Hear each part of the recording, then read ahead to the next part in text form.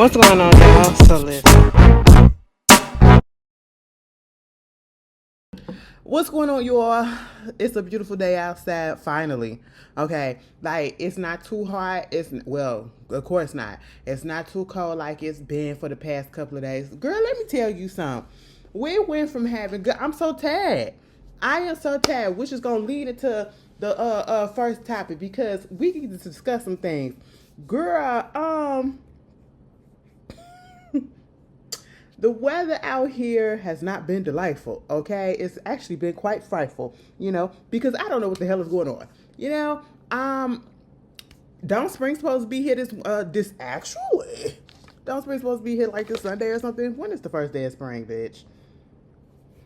The first day, March 20th, tomorrow. Well, no, Friday. Okay, that is supposed to be the first day of spring. Okay, at 9:46 a.m. That's when spring starts. They give us a time too. Huh. Okay. Well, on Friday, spring is here. Now, see, which is fine for me because listen, Saturday is supposed to be 71 degrees, which is batshit crazy, and I'm gonna tell you why.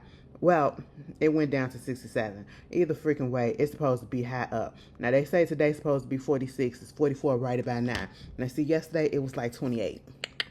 The day before that, it was probably 20-something. It was like 22, 25. You know what I'm saying? And mind you, it was snowing then, all right? It was snowing the other day. It was snowing the day before that. And it was snowing the night before that. And I was so confused because prior to that day, for 2 days, it was warm outside. And when I say warm, I mean one day probably was almost like 60, and then the other day was probably like, a little bit cool. You know what I'm saying? It probably was like 40, whatever, but it was decent. The sun was out, and then all of a sudden, you would have come outside and it's snowing. Like, girl, what is going on? And it's big chunks, and then all of a sudden, it's doing it all day. Girl, it was snowing like it was drizzling. That's how it was because it was a little bit warm. It was too warm outside, meaning it was above freezing, so nothing was sticking at the time. And so I was like, what was the point? And then they said, shut your mouth up because when I woke up, it was all on the ground. And I said, oh, that was the point. And so now you just wetted the ground so it can get wet like if rain was raining and then it got the temperature drop so it can freeze, bitch. Come outside in the morning. I'm taking baby steps. Boop, boop, boop, boop, boop. Because I ain't trying to bust my ass. Mind you, my coworker had called in that day and he was like, yo, I'm gonna be an hour late because I done bust my ass trying to get to the car. I said, God damn, and this the old guy, okay? I said, ain't this about a bitch? Mind you, he already got feet problem. He already wear braces. I said, ain't this some shit? So now I go outside and I'm like, let me take my time. Boop, boop, boop, boop, boop. Girl, ain't nobody got time for duck walking through the goddamn suit like that, pigeon toe and all that shit, like gripping with my toes like that. Girl, ain't nobody got time for that, okay? Ice is everywhere. And then you got somebody, I go get on TikTok, right? It all leads back to TikTok. I get on TikTok and I'm scrolling because this past week was spring break and the kids was down there in Houston, Texas, okay? And I said, oh, that's interesting, but why? And it's a whole bunch of horror stories that's going on. A whole bunch of horror stories that are going on about people getting scammed, being in Houston, going to the clubs, getting, paying over like, first of all, the kids got money these days. Are y'all spending y'all refund check or whatever from the semester from school? Because how are y'all paying? You getting scammed out of thousands of dollars. Somebody said they paid $2,300 for a section at a club. And then another person I seen said they paid $45. And I said, what? And then I seen this other video where this dude said, now I ain't look at the other parts to it. I just look at the first part because I said, bitch, what? It didn't make me want to go look at that because I was like, how I got scammed out of $20,000. And the way that he was talking, it was like, you big money, but I'm looking at your apartment where you stand at, and I'm like, it looked like you sleeping on the floor, but that's neither here nor there. It's just like, he was like, so I gave the girl $4,000 for the section, and then they was like, oh, well, she don't even work here no more. Like, what? And it was like, well, we got another section or whatever, and you gonna have to pay this, you're gonna have to pay another $4,000. You know what? I paid it. It ain't no man, because I already got the paparazzi camera photo people that we had hired because we was gonna make it like a movie and all that stuff. I said, excuse me, what? Mind you, they was going into the clubs, right? That was if they was able to get into the club, because what they was doing was, they was, first of all, on one video I saw, somebody had put a post up or some shit on Eventbrite, and they was booking the shit through there. Then the dude was like, you don't book it through Eventbrite, because we don't do that. You book it through the bottle girl. And I said, now how the fuck are we supposed to get in contact with the bottle girl to do that? It was all confusing to me. Bitch, you can tell I don't go to the club like that, because girl, what? And then I said, that's interesting. And then you have to pay in advance to get the section, and then you have to pay like $500 to get a fucking wristband, and then you paying $500 to $700 to $1,000 for a fucking drink. Bitch, I'm confused. Where's y'all getting all this money from? Because I remember when I was in college and I was working just a goddamn part-time job just to make my books, okay? And I remember when I did get that refund check that first time and it was over $2,000. I said, bitch, what? It confused me. I was like, I had to call them and make sure this was correct. And they said, yeah, girl, that was what it is. And so, I kept getting stuff like that. But at the same time, where's y'all getting all this money to pay $4,500, $2,000, and then to keep paying after you didn't have it? My thing is, one, I'm not doing that, okay? I'm not paying all that money, and then you telling me, oh, you got to get the fuck. If I'm paying $2,300, I'm sitting in that section, and I'm dancing on the couch, and I'm getting drunk, probably throwing up in that section all night, okay? You're not going to tell me that I have to get up because it's a 2-hour or an hour and a half time limit, and it's time for the next people to show up. Fuck them, okay? I'm drinking all of the bottles. And at $2,300, all of the liquor better be included with that $2,300, because I'm not paying extra, okay? And get me some wings and some fries with that too, okay? Fried hard. That's what I want. Put a little sauce on that bitch, shake that shit up, and let it go. That's what I want. That's what I want, bitch. Where's y'all getting all? Y'all some rich motherfuckers. Y'all is rich as shit, bitch. And then y'all complaining because y'all was getting scammed. People's stuff was just...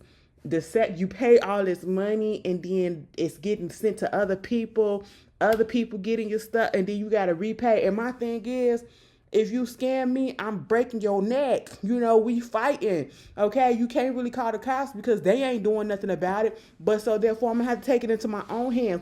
That does not mean that I'm going to repay again. No, so you could get me for another. You just got me double. That's the scam right there. I said, oh, the kids just don't know. The kids just don't know. Club culture is not like it used to be back in the day, girl. Okay? Y'all pay all that money just to stand in the section or to sit there to do what? Baby, the kids don't go to the clubs no more just to have fun. They go to the clubs to post a picture to say that they've been there, or to do a little Instagram story where they like this. That's it. Baby, ain't nobody on the dance floor like shaking ass. Okay? The one club that had the pool in it, nobody was in the pool, but y'all dressed in y'all beachwear or whatever. Mind you, I ain't know Houston ain't had no goddamn beaches, right? So what was the point of coming to spring break? What was the point? What was the point? And I bring all of this up to say, and then y'all fucking in the chorus and stuff, and I don't care. The lady tried to say that they was twerking and all that shit, bitch. I don't believe it, okay? You was going hard up at that bitch, whatever the hell it is that you was doing. And mind you, they said Houston got a high rate of STIs out there going on. So y'all, hope y'all was protected. Then people was putting people on blast. It was a trend on TikTok. The niggas and the bitches waking up, recording who they took home while they in the bed sleep with them. Bitch, I said, this don't make no sense. This don't make no sense.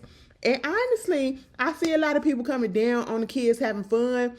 And I'm like, we did the same thing. Like, we can't be, let them kids have fun. Let them be dumb and stupid, because we was dumb and stupid too. I wasn't that stupid. I wasn't that stupid, because once you get me for some money, I'm whooping ass, and I don't play about that. Okay? Bitch, y'all were paying rent, car note, and grocery bills, okay? Just to go to Houston for what? You couldn't even do nothing. Meanwhile, somebody gonna say, bring their asses to Chicago. Bring spring break to Chicago. For the fuck what? In March, when they had a spring break, mind you, the kids ain't even on spring break yet here because spring ain't even started. That's one. And two, because it's cold as shit. And if they probably about to go on spring break, probably at the end of this month. Girl, let me tell you something. During the time that it was spring break down there in Houston, baby, it was cold as shit up here. And that's when the snow came and it gooped us. Because remember, I told y'all last week we had like a couple of days, maybe 3 days, the weekend before. It was raining. It was raining, but that Monday, bitch, it was warm as shit. It was warm as shit. Even I was outside, okay? And then the next day, like it never fucking happened. Spring said this is just a fucking taste.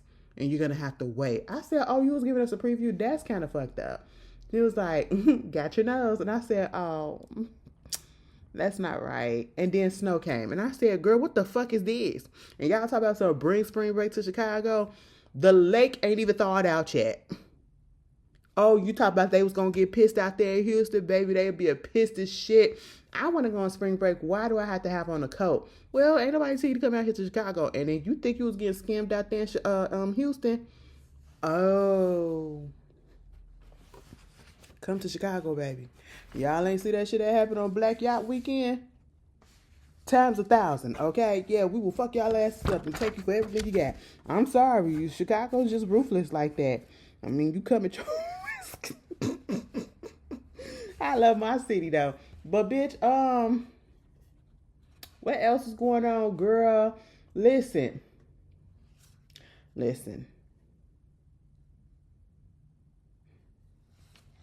It was voting the other day, too. We had the election. Primary. Mind you, I early voted. This year, I hope if you're in Illinois, you went and voted or whatever.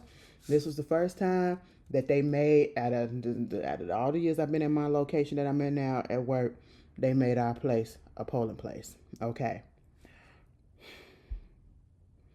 I have not had a day off since I've been working nonstop. I probably had 1 day off last week. Yeah, I worked Monday through Friday, had Saturday off, and then came in Sunday through Wednesday. A bitch was tired. Plus, during that time, I was on my cycle. And what I hate about my cycle, once that hoe go off, it's a good like 2, maybe 3 days that I'm still cramping afterwards. Okay? Ain't nothing happening. I'm just still, it's like post-cramp stick. A good 2 or 3 days. So yeah, I'm still in it. I'm just irked at this point. Girl, I said, why did I volunteer? I'm tired as shit. Okay? I said, why did I volunteer to stay and close up? Because I had to stay till 9 o'clock when I usually get off at 8. Girl, the peoples was there at 5 to put that shit together. I said, child, please. Wouldn't have been me. But okay, more power to you because we need some good people out here that'll do some shit like that. But it just wouldn't be me. I'm sorry to say I can't sacrifice like that. I sacrificed enough. That taste that I had last night, it was just too much for me. It was too much for me. I said, bitch, am I getting old? No, girl, your body just tagged. You ain't had enough sleep and all of that stuff this whole week because Miss Girlie was on. Bitch, and we was supposed to be up there till 9 o'clock. Why ain't leave work until after 10:15? I said, wait. Mind you, it was only me. And when I volunteered, I thought I was going to be staying with another coworker. No, it was just me. Okay, anything could have happened to me. They didn't give a good goddamn. But, I was irked. And I was hungry. Because in my mind, I really did think that I was going to get home at least by 9:15, 9:20.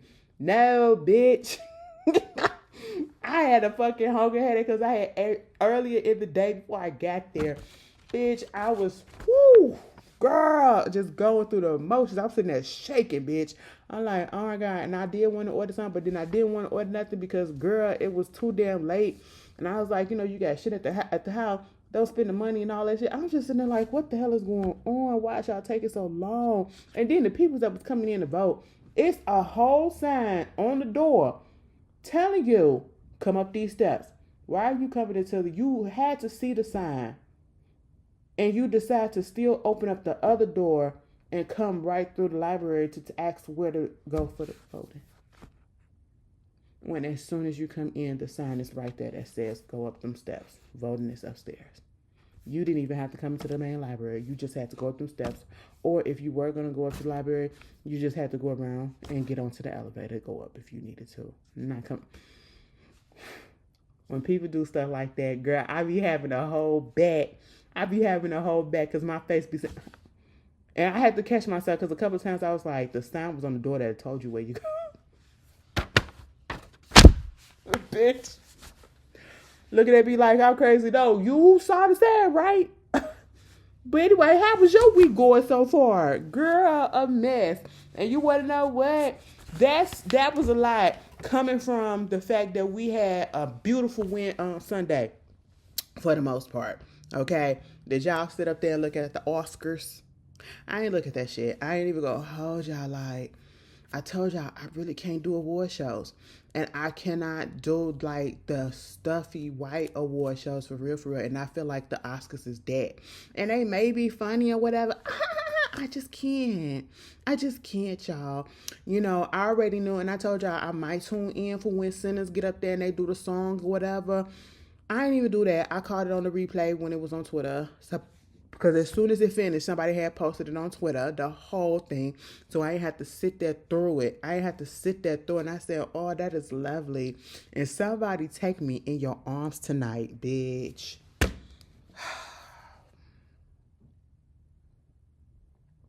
My honest opinion about the performance for I Lied to You. Okay, let's be real.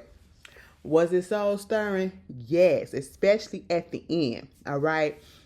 At the end, when he said, take me in your arms, and everything got quiet in the audience, and the music stopped, and it was just Miles, aka Preacher Boy, aka Sammy Moore. Okay. And he just did that long note where, I said, ooh, ooh, ooh. Yes, Preacher Boy. You know, I was really there. That's when I got chills and I got goosebumps. I said, yes. That boy's voice, and I'm going to keep on saying, it's anointed like a motherfucker. It is, I really pray that he has such a long and a successful career because my goodness, you know, the acting, you know, if he continued to probably do a little bit of acting coaching and all that stuff, which a lot of people, truth be told, a lot of people who are like seasoned actors or whatever, they still do coaches, they still have acting coaches, and singers still have vocal coaches and stuff like that. So if he take it serious and do something like that, baby, he's going to be phenomenal, okay? He's going to be even more phenomenal if he go ahead and into the music. I do say, I ain't never, throughout all this time that Justin Bieber song "Yukon" been out, I ain't never listened to it from him. I have yet to put that on and be like, let me listen to this album. Haven't. Okay, the only time I hear is when it's on TikTok. That's when I was hearing it. But when Miles did his cover of it, I think he was in London or Paris, and he did that cover out there, and he was standing on the street against that light pole. Bitch, it sounds so good. It fit his voice so well. I said, oh, you know, Raphael Sadiq. Why did I say his name like that? Raphael Sadiq. Okay, starting off, you know, because he composed the song, he made the song, he wrote the song, that was him. You know, he put all that shit together. Genius, okay? Playing his little guitar, you know. And then to see, what is old girl? Like,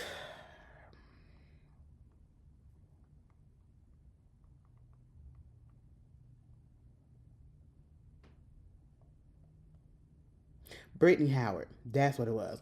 Brittany Howard. Love to see her. Robin with the banjo. You know, love to see that she's still getting her props and her praise ever since I first learned about her when she was on Texas Hold'em. I said, oh shit, and she was giving us history lesson. Let me tell you something. Say what you want about Beyonce, but bitch, Cowboy Carter era did give us like a fucking goddamn lesson, bitch. Because I was going through it. I said, bitch, I know you. And I love this. And I was like, why is all these people up on this goddamn stage? But then I was understanding.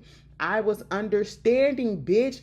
Because, again, we are giving you the history of black music, bitch. All the way from fucking Africa, bitch. Okay? This is why I understand why we having diasporas, all right? We are all fucking related, baby. I don't give a damn where you was born. I don't care where you came from, nigga. You are black.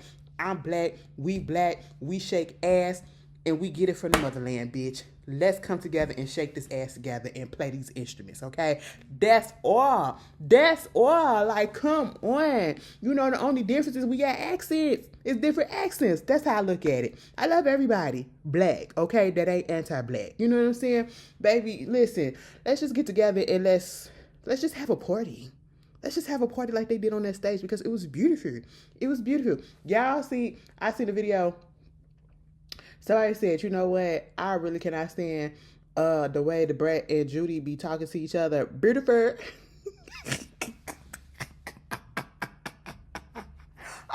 Beautiful. It should be fucking blowing me. Oh, like that baby talk be irritating as shit. Y'all are too grown for that, okay? But no, girl, yeah. And then I was really feeling some type of way. The only thing, two parts that I felt some type of way about. Because I love it when Sammy came over there. First of all, they had Jamie. She was sitting there and she was humming and okay? And she was being real seductive with it. I said, that is fine as fuck, bitch, okay? Just, oh, that's my time. Anyway, so, you know, you got that right. She come up there, you know, just sitting there with him and all that stuff. And everything was going along, okay? Like I said, Raphael Sadiq opened it up. And then we see Lil Mouse sitting there, you know, I lied to you. I said, oh, okay, that's cute. You know, if I was straight, I would have been into it. I would have been into the voice. You know what I'm saying? It would have got me. All right? But I'm not. So I was like, oh, this is cute. This is anointed. And so then, you know, we move over and he goes walking over there to the stage and he's doing his little thing or whatever. When the electric guitar people came out, I forgot their names, but I know who they are. Everything. I said, oh, wow. To see DJ Nice on the turntables, I said, yes, that's what I'm talking about. Bring it in. And then to see all of a sudden, Shabuji came out that bitch. First of all, we see Robin with the banjo because we know the banjo, which was taken over by country people, country music with the white ones, okay? Girl, that's the African instrument. Just in case y'all didn't know that, that's the African instrument, okay? And so that's why that was up on the stage, bitch. You know, we brought all this shit from Africa, okay? Our ancestors brought all that shit from Africa, right? But anyway, listen, it was a whole fucking history lesson, bitch, okay? I was into it. And then Shabuji came up there, and I said,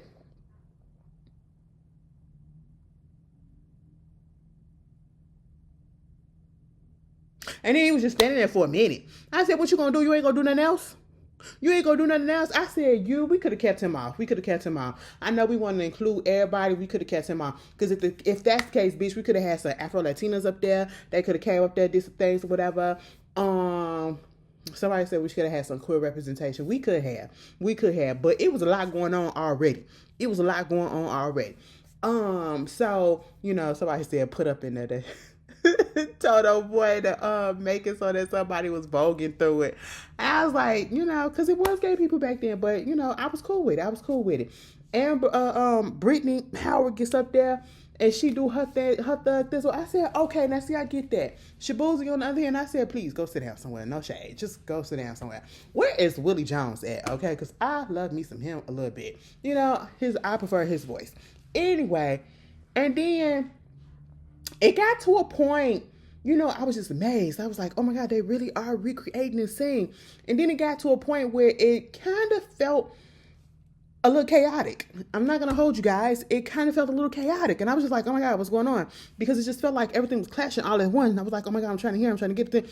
It kind of mumbled up in my brain. And I was just like, And then all of a sudden, it kind of smoothed it out. And then I see Grace come sashaying her ass on across the stage. Come on in, motherfuckers. I said, bitch. Now, I know you was in the scene, but girl, I ain't need to see you at this point. Okay? Because I have not forgiven you. And I know people be like, when that movie came on, it was like, you know, you have to understand that, you know, she was going out there to get her daughter. You know, she was trying to get her daughter. You would do it to as a parent too. And I get that, but at the same time, it was layers. It was layers. If you go back and you look at Sinners, Grace didn't really give a good goddamn about them like that. That was Bo's friend. Grace just so happened to be Bo's wife, so it was they associate. She was an associate. She didn't really give a fuck about smoking stack like that. Just look at the interaction. Okay, everything was transactional with her, and that's why when she told Bo, bitch, go ahead and get the car, cause we were supposed to be out here to help them out, and we did our part. We ain't supposed to stay for all this shit. Let's get the fuck on. Okay, that's what the fuck it was. And let me tell you something, Miss Grace to Grace. You want to go out there to protect your kid, and I understand that, girl. I understand that. But baby, by the time you would have got to little Lisa, Bo would have had already got your ass, and he would have turned you and turned her out. So y'all, it would have been for naught. Okay, it would have been for naught. And then you did all that. Now little Lisa got to grow up orphaned, motherless, a motherless child, fatherless too. Damn, that's fucked up. Really is. And you want to know who got the short end of the fucking stick? Delroy Lindo again. I was looking at that, and you want to know what? When it comes to sin, it's like each and every time I look at that movie, it's something else that I get. Delroy Lindo's character was real as shit, but his character, I feel like, was put in there to show the struggles of the hardship of the blues, where the blues come from, for sure, the pain, the suffering, and the experience, and all that stuff, and then the hopelessness that you do have, right? But it also felt like to just show that, black people are so fucking unserious in serious situations for no fucking reason. Like, what? He was such a comedic relief. Like, we are about to die, and you are playing fucking games with this garlic. That is a serious situation, and you are being funny. And I was just like, you know what? That's just like how we do. Black folks, it'll be serious as shit, and you'll see us crack a joke just to, ease the pain, bitch. Oh, I love it. So that was great. And they played with your mommy. She didn't get best support actors. Miss Annie should have got it. Okay. But who else? What else? Girl, it didn't get best picture. Sinners didn't get best picture. I feel like it should have got best picture. Now, I didn't see The World Ring Around the Rosie Leonardo DiCaprio movie. I ain't see that yet, Every time I say I'm going to go ahead and watch it, and I keep on turning it, and I look, and I be like, 3 hours, that's a lot. That's a lot. Bitch, that's a lot. Am I going to be able to dedicate all that time to it? Can I focus on it? When I get to it, I'll get to it. But then, Ryan Coogler did win best screenplay. And I love the fact how he got up there. I just love the way that this movie has brought them all together. And you can tell that all of them on that set, all of those actors, they love each other. And they have built a community, and they have built a family, and they will forever be friends. They will forever be friendly. And they love and appreciate each other. I just love that. Ludwig, is that how you say his name? Girl, Brian's better half. He won for best score, third time, okay? And I said, you know what? You better do that. You better fucking do that, Congrats. And then Miss Girl A, what's her name? Autumn. She won for best cinematography for center, and she the first woman. And then she's a woman of color too. I said, yes, we're making history. We're making history tonight. And then Michael B. Jordan won for best actor. I don't even know who the fuck won for best actress. I don't give a shit. Michael B. Jordan won, and I clocked out after that. Mind you, if you saw my Married to Medicine review, I was in the middle. I was literally about to be done, and I had just looked, and it had popped up, and they was like, yeah, he won. And I said, oh my God, I was just so happy. I was so fucking happy. Like, well done. Well done. And then the movie that Leonardo DiCaprio and then won, it was Best Picture. They said Sean Penn won for Best Supporting Actor, and he was in that movie. Mind you, my coworker told me that. I said, bitch, what? He was in the movie. That's what he won for? Had no clue. All I know is Sean Penn had said he wasn't coming. And then when he said he wasn't coming, he wound up getting an award. Okay? Now, let's talk about this whole situation, too. Talk about that movie. Let's talk about Teyana Taylor. All right? Y'all are ignorant and y'all are foolish and y'all just and this is to the ones that had an issue with the way that she was acting. Oh, she was doing too much. Why she standing up and acting like that when she wasn't even the one that won? Why she put that man in the headlock like that? Why she doing this? Why she doing that? Why she so extra? Why she this? Because she's Teyana motherfucking Taylor. Baby, the ones that's complaining about that and saying that she was doing too much or whatever, you guys wouldn't have been able to sit through many of these award shows back in the day before y'all got so fucking PC and just been so sensitive about everything. Motherfucking Cuba Gooding Jr. won Best Actor or Best Supporting Actor, and he was crossing them. He was stepping on the goddamn seats, okay? He couldn't go past. He was jumping on the seats, bitch. Okay? Y'all would have been like, that's too much. Why he acting like that? Why he acting like that? Bitch, show me the fucking money. He was acting like his goddamn character. Y'all would have had something to say about that too. Ooh, why she put him in the headlock? Why she do this? Why she do that? Because Teyana has been extra all her fucking life. Y'all just not knowing that? I just don't understand it. Because some of y'all probably just not getting hyped to or hip to Teyana Taylor. Y'all was not there when Teyana Taylor was on My Super Sweet 16 and how extra she was on there. Okay? And when I say extra, compared to how she was as a kid, bitch, she is toned the fuck down already. All right? Way down. Some of y'all was not there when she was on Big Happy Family. Byron. That was Teyana Taylor. Okay? That was Teyana Taylor. You know what I'm saying? And what gets me is it's all about, and I can understand that sometimes some people and some people's personality and where they do things is not for other people. You know, we get that. We understand that. But for some, they are literally playing in respectability politics. Okay? And what I mean by that is you want us black folks to tone ourselves down because we are in white spaces. Because these white spaces, you already feel like, oh, we ain't even supposed to be there. And it's even worse when it's on our own people, black people, that's telling us to tone ourselves down. You want her to tone her personality down. You want her to contain her happiness, her excitement, because she's probably still trying to compute the fact that she's there at the Oscars because she probably never thought that she would be there at the Oscars, okay? Let alone nominated for anything. What? You know? And then it's like you want us to tone it down and tone down our personalities because we're in front of these good old white folks. These meek white folks. No, bitch, we're going to be ourselves. And if you got a problem with it, that says more about you, okay? Why do we have to tone ourselves down, act a certain way in front of certain people when they will never do that for us? We are not allowed to come into their space and act ourselves and be who we are, but they're allowed to come into our space and get money off of us and get recognition, all of this stuff, fame. Look at what's going on with Jack Harlow.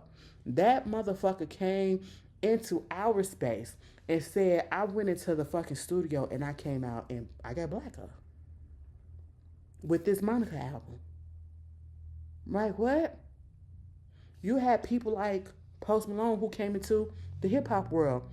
And then when people started labeling him a rapper, I'm not a rapper. Even though that's what you was doing to get recognition and to get your fandom up. But now you're a rock star. You're a country star. And guess what? When you was doing it, black people accepted it. You had people like Justin Timberlake come up in our shit. And black people love him some. Okay? Love him some Timberlake. No shit, I still like some shit from him too. You know, I still got a little vendetta against him or whatever. And I can't acknowledge the fact that motherfucker is the culture vulture. But he ain't never did no shit like Jay Harlow. Okay? Let's be clear. Y'all remember when the pressure got too much to him? Especially when it was this, the whole Janet Jackson thing. Girl, and they turned on him real bad. They was like, fuck him. He a culture vulture. He up here being appropriating our stuff and all this stuff, whatever. He want to be black so bad, blah, blah, blah, blah, blah, blah. He said, all right, bet. Came out with Man in the Woods album, and that shit flopped so bad that he had to go back to what he knew. He said, Mitch, I tried to be white. It just didn't. Y'all didn't like it, bitch. But yeah, girl, Yeah, girl, Gwen Stefani has been every fucking culture. I miss when she did that. I ain't even gonna hold you. She is the queen of appropriation, but her shit was fun. It was fun. I ain't gonna hold you, bitch. She MAGA now, so I can't. And it's sad. It's really sad. That lady was Asian, Latina, and probably a little sprinkle of little light skin black in there at one point in time. You know, she's just white now. Goddamn. Oh, I missed it though. I ain't even gonna hold you. But you see how they can easily come into our spaces and you niggas just accept it and all that shit for the most part, and they get going on to higher heights, but then when we do our own shit, we can't. Bitch, but we go into their space, we gotta tone ourselves down. It's just like when y'all wanted that respectability shit when Will Smith got up there and slapped the dog shit out of Chris Rock, turned his jaw like this. You know, my thing of it is, no, we shouldn't be doing that. But am I mad? Am I gonna be coming down? Hell the fuck no, because I'm not mad. That'd be me lying. That'd be me lying. Would I have done some shit like that? Bitch, I come from the school of the Source Awards, okay? I remember when that fight broke out at the Source Awards, okay? So none of this shit. But it's all this respectability politics, okay? Y'all so worried about how people will perceive y'all instead of just being yourselves. And so therefore you're projecting. You're projecting. And so when somebody is overly excited in your opinion, it's like a slight. It's too much for you or whatever. And for sometimes it could be. It could be. But it doesn't mean that, oh, it's weird or they're going to something or they're doing too much and all of this negativity. People start, it's like they build you up to tear you down. And that's crazy the way the tide has turned because people were so excited. Black folks specifically were so excited when Teyana Taylor had got that SAG award. And then when she got this Oscar nomination, oh my God, we was going up. There was no real negativity that I seen. And then after the whole Oscar thing happened, all of a sudden, we get this shit. She doing too much and all this shit or whatever. And then the security, girl, Oscars was on her side. You don't know what type of relationship them people got. The way that they was talking and Kiki ended up all night because I've been seeing all these behind the scenes shit. Leonardo was like this. Somebody said Leonardo and her should date. Absolutely the fuck not. First of all, she too old for him.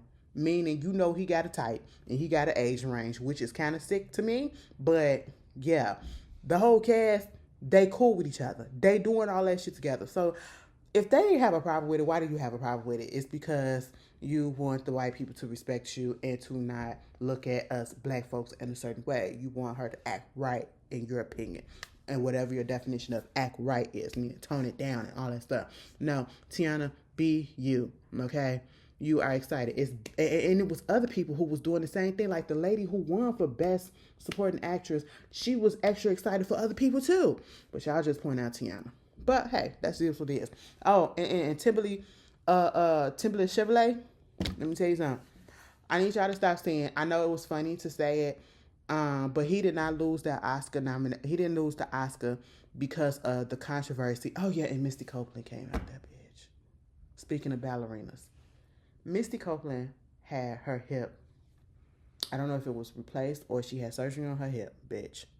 Years of wear and tear, doing all them goddamn couilles and jumping and skipping in the sky and all that stuff. And whoo, you know, all of that shit. Wear and tear, bitch. Wear and tear. She had to go get a little surge. Got that shit last month, came back on the goddamn stage a couple of weeks later. Bitch, are you serious? I know that goddamn hip was crying. She had a point to prove. She said, bitch, I'm still in it. Okay? I was just like, yeah, girl, because it was a ballet. It was a ballerina in the scene, too, on Cena's too. Yeah. And they said, bitch, bring your ass out. And she said, I'm coming. And I know they had the medicine backstage. I know she had some ice pack. That was beautiful, bitch. I can't get over it. But back to Timberly Chevrolet. Let me tell you something. He did not lose that Oscar because of the controversy and the mess that he got himself into with the whole opera and the ballerina shit. That's not what it was. Because by the time that had happened, the voting for that had already been locked in and closed. I need people to understand that. The decision had already been made. Y'all just didn't know that. And we didn't know what it was. So this did not play, that whole scandal shit, it didn't play into whether or not he was going to get it. he wasn't going to get it because they had already had it locked in. So there's that. But yeah, that was the Oscars, girls. Y'all had anything else that was going on that y'all want to talk about with the Oscars? Who did somebody else perform at the Oscars? Y'all remember that one Oscars when what is it called? Hustle and Flow was nominated.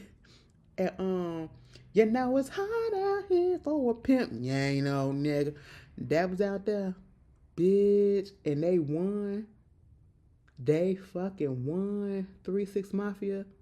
And they got they ghetto asses up on that goddamn stage being them. They ain't toning themselves down. Ain't nobody telling they need to tone themselves down. And how come y'all came up there with fucking denim suits on, denim fucking suits on and all that shit, denim jacket, jeans, or blue jeans and all that shit, and no fucking tux and all that shit. Ain't nobody telling them to tone that shit down.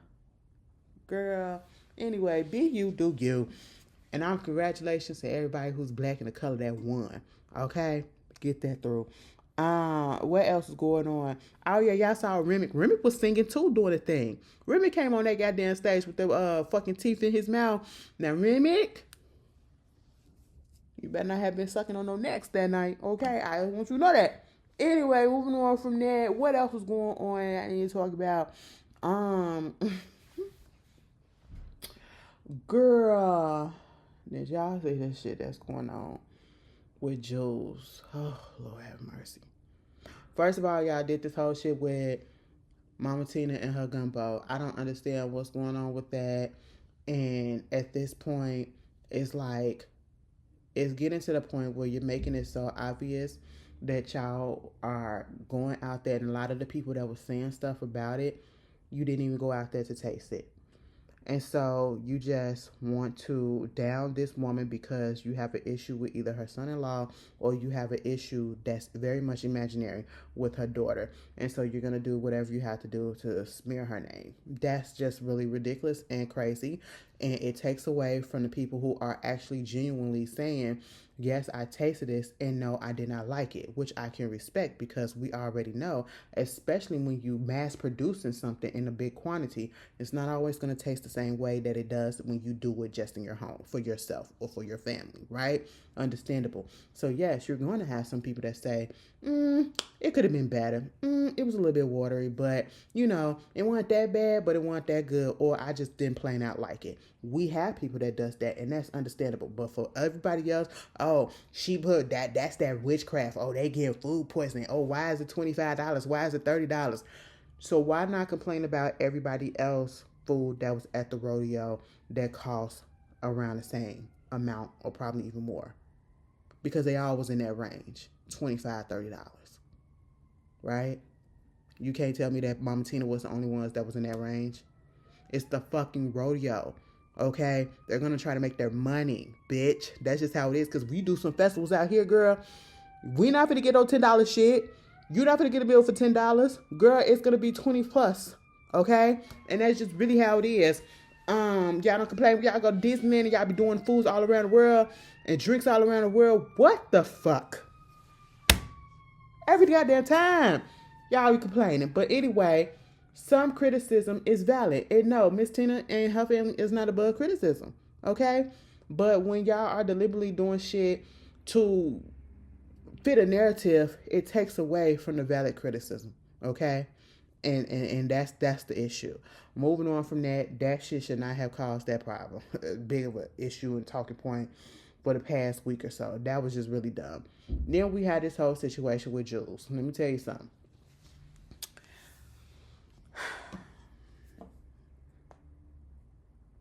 I am a fan of people. I'm not a fan of their kids.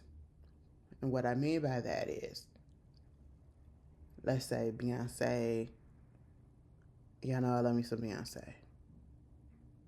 I do like the fact that, yeah, she had brought her kids up there on the stage. That's cute. Am I a fan of her kids? No, because one, they're kids. Okay? Two, what? What have they done? All right? Three, they're fucking kids. What am I finna go up for like that? That's just always been weird for me. Okay.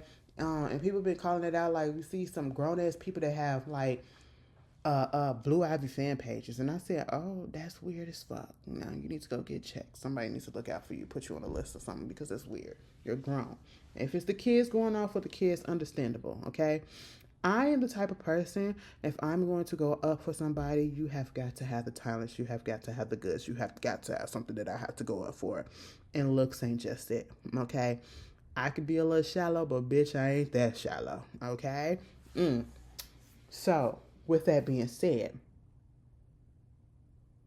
the whole controversy that has been happening for the past few days is with Julez Smith Jr., aka, well, let me say his real name, Daniel Smith Jr., aka Julez, Solange's son, Beyonce's nephew, Tina Knowles' grandson.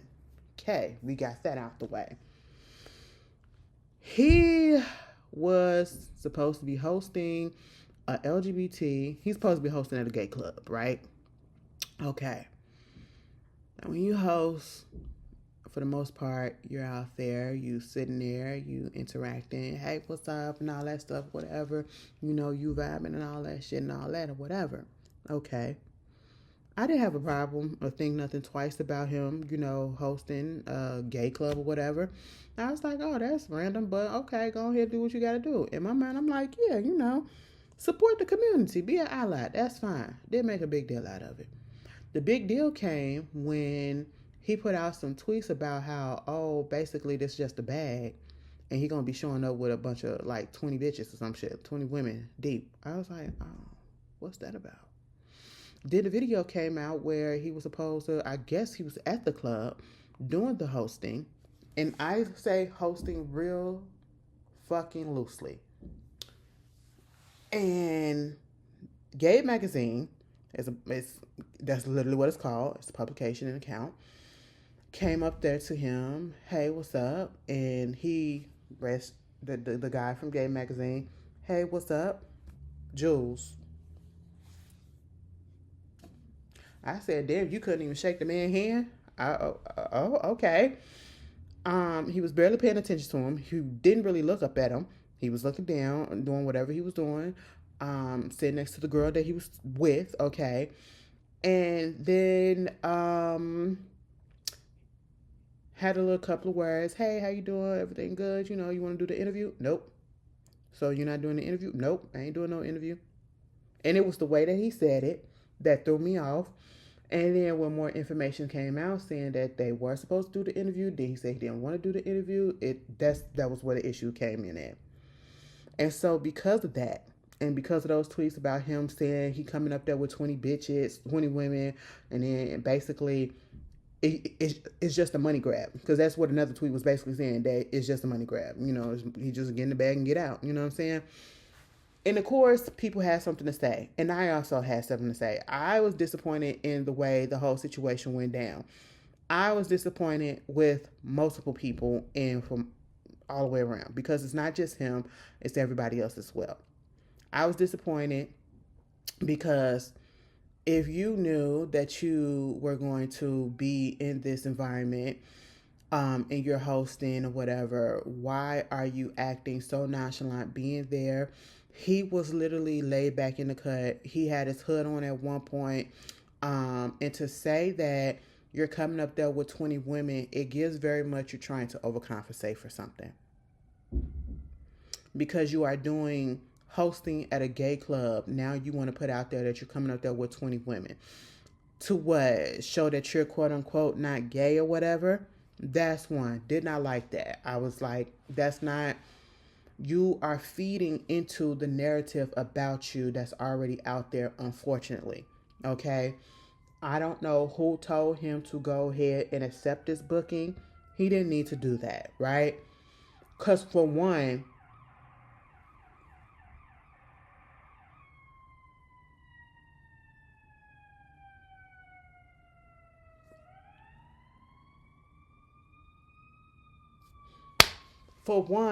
if a heterosexual person is coming into gay spaces, LGBT spaces, to do something like a hosting, I would like them to have had a track record of being involved with the LGBT, like saying positive things or, doing something like that.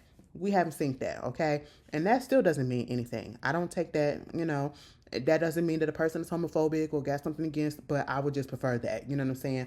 Because then we wouldn't have no issues like this, right? And then you got that going on. So the nonchalantness about it, the overcompensating by having a girl there to make it seem like you're not gay or something like that. I don't know. For an image type of situation. If you felt uncomfortable, whatever, you shouldn't have took the booking. Or if you took the booking and then, you saw the chatter and you still felt uncomfortable, you probably could have tried to get out of it. I mean, you got enough money to break the contract and pay them the money back or whatever. That's another thing that you could have did. Hey, that's that. Then you get, it was just, then you put this post up, you tweet up the other day that was basically kind of like mocking the whole situation and then showing his jury, and then the people took the shit down. He took it down because he knew better. They got in his ass. You see all of this hoopla that's going on because of you, and then you want to post this tweet trying to floss and basically mock. Baby, let me tell you something. You're not built for this. You're not built for this, okay? You're not built for this. That ain't your area. And one thing about it, I cannot stand when Nepo kids or celebrity kids or whatever who did not grow up a certain way try to come off as if they grew up that way. You didn't grow up, G. You ain't grow up nothing like that. You grew up very much sheltered, okay? We know it. We know it. I didn't like the way he handled that whole situation. But at the same time, am I disappointed? Yes. But at the same time, I can understand what the fuck he probably thought he was going to do. Okay? We could be pissed off or we could be disappointed in this boy. Mind you, he's only 22 or about to be. He probably just turned 22 because my sister, a couple of months or so older than him. And she just turned 22 this year, okay, in January. And so he still got a lot of learning to do. But at the same time, to keep on saying and acting like, I would expect more from him because he's Beyonce's nephew. And quit saying Beyonce first, because this is literally what they're saying. That is Solange's son. He's Solange's son, and he just so happens to be Beyonce's nephew. That's just what it is, okay? And yes, we know that they have heavy ties with the LGBT community. Respect them, love them down, all that. Support them. And truth be told, Beyonce herself, and I don't give a fuck what nobody say. That bitch a little bit for herself, okay? That is there. It's there. But at the same time, just because your family is associated or, have allyship with a certain community does not mean that he probably does. He is his own person. And I'm not saying that he doesn't, but I'm just saying y'all have to separate him from his family. He is his own person. He has his own mind and he makes his own decision. The boy is 22 or about to be. He's 22. Okay, we're just going to say that, And so he knows what he's doing, right? He's making these decisions and that's what it is. So leave Beyonce and Solange out of it. But at the same time, they bringing it up because regardless, your behavior is going to reflect on your family. You probably tired of them bringing your family up, but your behavior is going to reflect on them because your family is just that damn big and popular. You know what I'm saying? And so there's that. Now let's get on to the promoter and the club owner. Why are you booking a Julez Smith? What are you booking him for? And I need somebody to break down what is it about booking people to host and they don't do nothing. And when I say don't do nothing, I don't give a fuck about nobody. I'm not paying money to come to see somebody at a club who just, how y'all doing? Just in the section, just, or just sitting there smoking hookah and drinking a drink. You don't do nothing. I'm paying to just look at you, just sit there and drink a drink. And then the clubs are paying these people to show up thousands of dollars. Why? Why do you do that? That's a waste of fucking money from the club. And for what? And no shade, but who the fuck is Julez? Julez models. Okay, yeah, he models for some big fashion houses or whatever. But what does he do that would make him bring the boys or girls to a club to look at him? If anything, it's the only reason that people will probably flock is because of his family, unfortunately. So, like, I don't understand why would you even want to book him like that? And this ain't even trying to knock him, but I'm just trying to understand it. You know what I'm saying? And then again, if you're going to book yourself, Julez, you could have got your ass up. And if you was going to sit there the whole night like that and do the bare fucking minimum, you did less than the bare fucking minimum. Like, unless somebody put up a video showing that he acknowledged the crowd or whatever and say, yo, what's up? And, you know, I'm out here to support y'all, love y'all or whatever. Y'all be safe and all that shit. That's cool. But from what we saw in those videos, nigga was just sitting there like he didn't want to be there and he was just waiting for the time to be up so he can go. That was fucked up, okay? It was stupid as hell to book him because what did you book him for? You booked him because you want that boy to be gay so bad. You want him to be a gay man so bad. You booked him because you thought that this would bring the boys to the yard because he is a quote-unquote light-skinned pretty boy. That's just what it is, you know. That's just what it is. And then let's get on to the gays who actually still to this very moment are calling him gay and calling him DL and all of that stuff.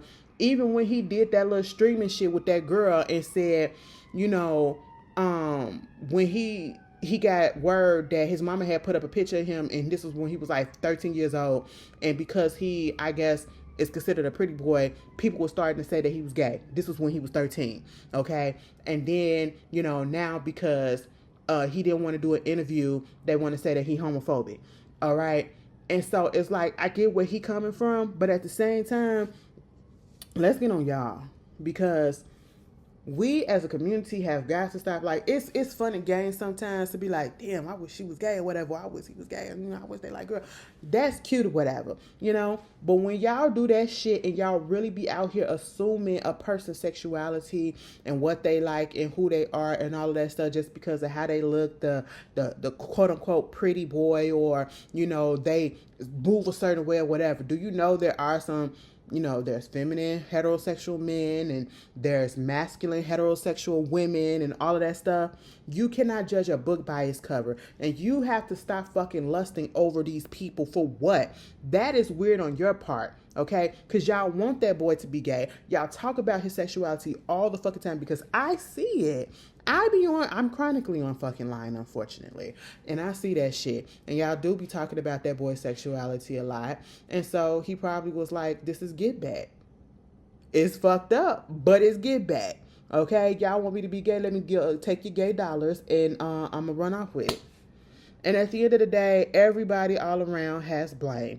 And this is a learning lesson. Quit lusting after people that ain't gay. Okay, quit trying to assume people's sexuality. Julez, don't you take no other fucking booking, bitch, that you ain't gonna do shit. Because truth be told, you still trying to come up. You ain't done nothing worth to be fucking hosting a goddamn anything. No shade. I don't give a damn, bitch. I'm not coming to see nobody kids. I want to see that person who birthed them. I'm going to go see Solange. I'm going to go see Beyoncé. Okay? That's who I'm going to see. Girl, I don't want to see that else. I don't. Girl, what? Oh, you model some clothes. Okay. But clothes I can't fit. Like what?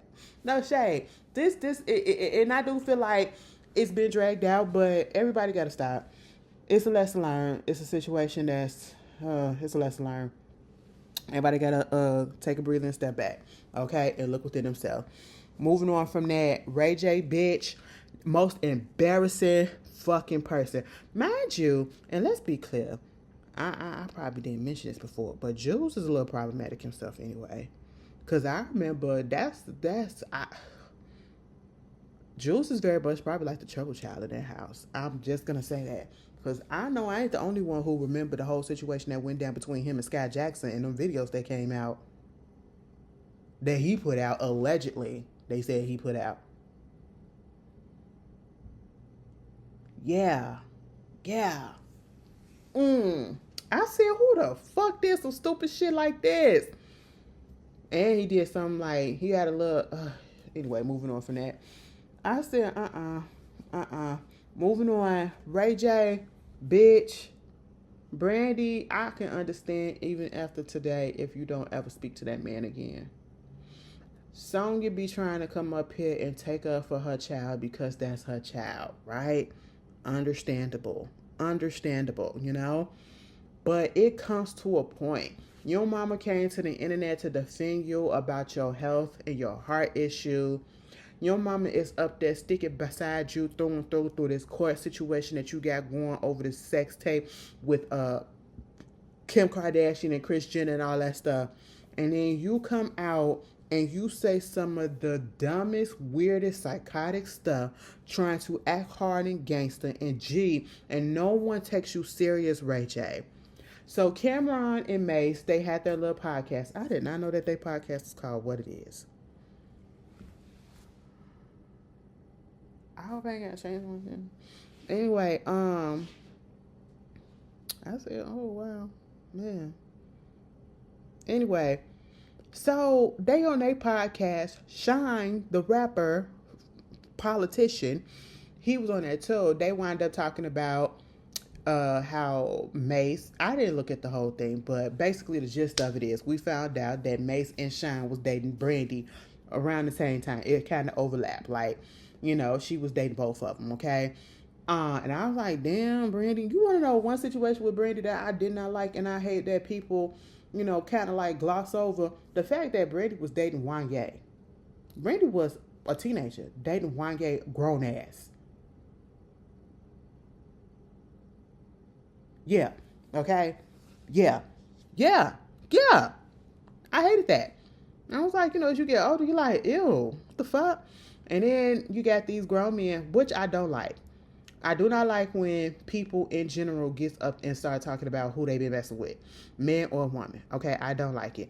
But when men do it, it just seems very much more disgusting. Okay, because we already know the double standard. Like, you know, that woman is going to be called a whore and all of these names, all right? And given the fact that they're up there talking about the fact that, yeah, they didn't know that they was dating her at the same time, they was dating her at the same time, right? Okay, cool. And so I understand, you know, you can't feel away because that's your sibling, that's your family. But to get on the internet and to go off and start saying threats, basically making threats towards Cameron, Mace, and Shine, and talking about how they're very attractive and, you know, I'm going to make you strip naked and get on the floor on all fours and suck me off for 2 hours, and I'm going to F you in the ass and all of this stuff, whatever. Blah, blah. It was just really, and I'm just like, is this your way of trying to intimidate them or whatever? Is this some hood shit that I don't know about to do that to another man? It gives very much, because I saw an 8-minute clip that he did with Lauren from the Breakfast Club, and it got to a point where she was trying to get him off the line because she was getting annoyed with it too, because he just kept on repeating the whole thing about basically sexually assaulting them, you know, against their will, you know. And I was just like, so this is how you defend your sister? By, it was weird, it was dumb, it was stupid, it was lock that nigga up. You up here acting like you so G and so gangster on the damn homies and all this stuff, whatever. Shouldn't you be focusing on your health? Shouldn't you be focusing on your heart health specifically? Like, what is going on? That is embarrassing as fuck. When I tell you, I would cut that motherfucker off. Mind you, you up here worrying about this whole situation, which is understandable. I get it at the same time because that's your sis and you want to protect her. But if she ain't saying nothing, and if she didn't tell you to open up your mouth and say nothing, why are you addressing something that ain't got shit to do with you at this moment and making the situation worse than what it is? Okay? Now they're finna start probably, because I'm pretty sure Shine had put something up and gonna say something. He put up a post and he was like, let the record reflect, I did not hit it first, talking about Brandy. And mind you, this is a play on Ray J's song, I Hit It First, when he was talking about Kim Kardashian.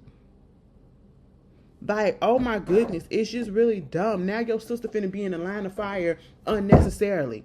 Yeah, they ain't really have to sit up there and talk about their relationship with her or whatever, but niggas gonna do what niggas do when niggas is assholes. That's just really what it is, unfortunately. But you just made that shit worse, and you just made her a bigger fucking target. And I really hope that this don't get bigger than what it is. Brandy don't need that shit. Brandy don't need that shit. She the only one in the family actually doing something. She about to be down there at the Essence Fest with Monica. Bitch, and speaking of Essence Fest, I didn't know it was going to happen today, this month. I should say this year. Because from what I was hearing, they owe money. They owe money, and the shit ain't been the same. The shit ain't been the same in a minute. And I've been wanting to go to the Essence Festival or whatever, but now I don't even know. You know? But yeah, it's ridiculous. Like, he needs help. And then you up here focusing on that instead of paying American Express back the money that you owe them. Bitch, you owe them $78,000. Round that shit up, you owe them $79,000. Okay, a breach of his credit contract agreement. And mind you, this ain't the first time that he didn't owe them money. The first time was $140,000. Okay, that's what you should be worried about. Trying to get your health back into a top tip shape. Okay. And trying to pay these bills and these creditors off, all right? That's what you should be worried about instead of embarrassing the fuck out of your family like that. But then again, they put up with it. Anyway. Terrence Howard said he had an opportunity to get at Beyonce, but he turned it down because he was feeling Farrah Franklin, a.k.a. Luggage.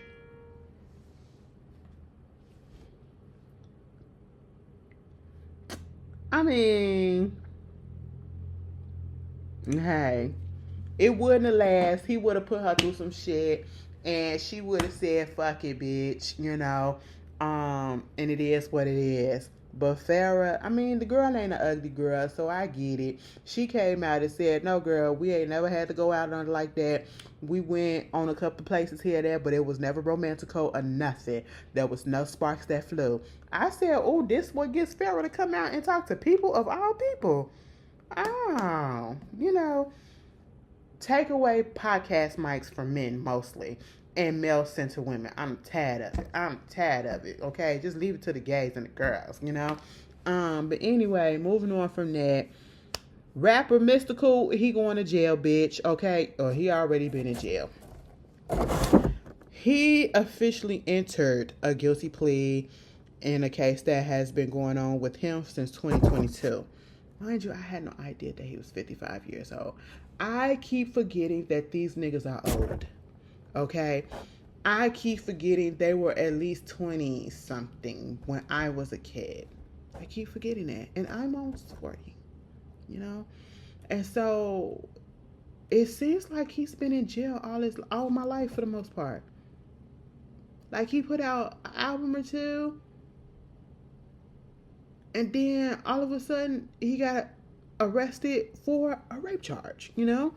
And then he got out finally. And then he got put right back in there for another one. And this is what we were talking about. They said he pleaded guilty on Tuesday to a third-degree rape charge in the state courthouse in Baton Rouge, Louisiana. And a part of that deal, the charge reduces the severity of the case. He still faces up to 20 years in prison, but it wasn't going to be an automatic life sentence, okay? He did plead not guilty to more serious charges, including first-degree rape, simple battery, domestic abuse, battery, and false imprisonment. These offenses could have gave him a life sentence if they convicted him of them.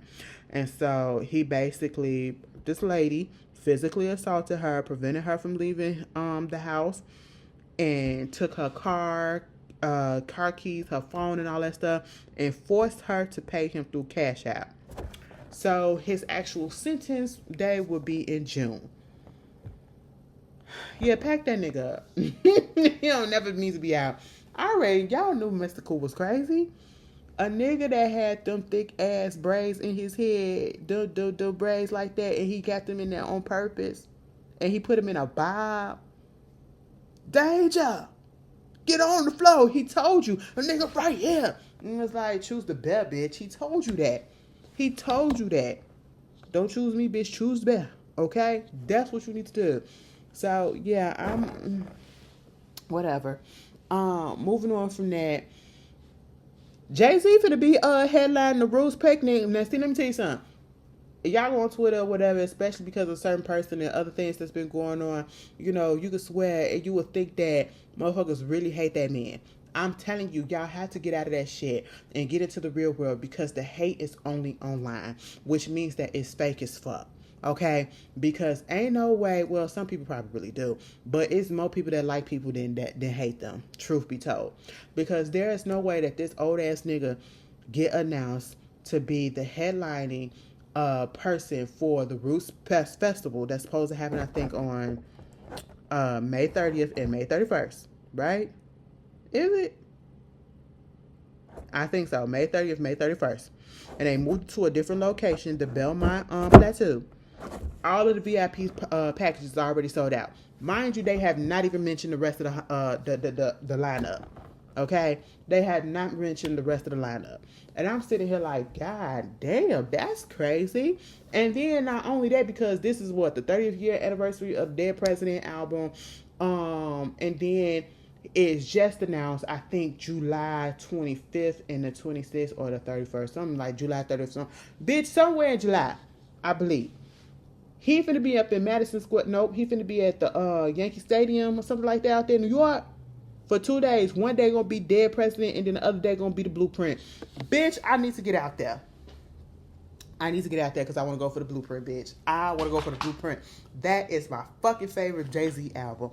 Fuck that nigga, but I want to go see that shit. Bitch, this is for the motherfuckers that went to go see the 444 tour. This is pre-locks, Jay-Z. That's who he was. That nigga smelled good, too.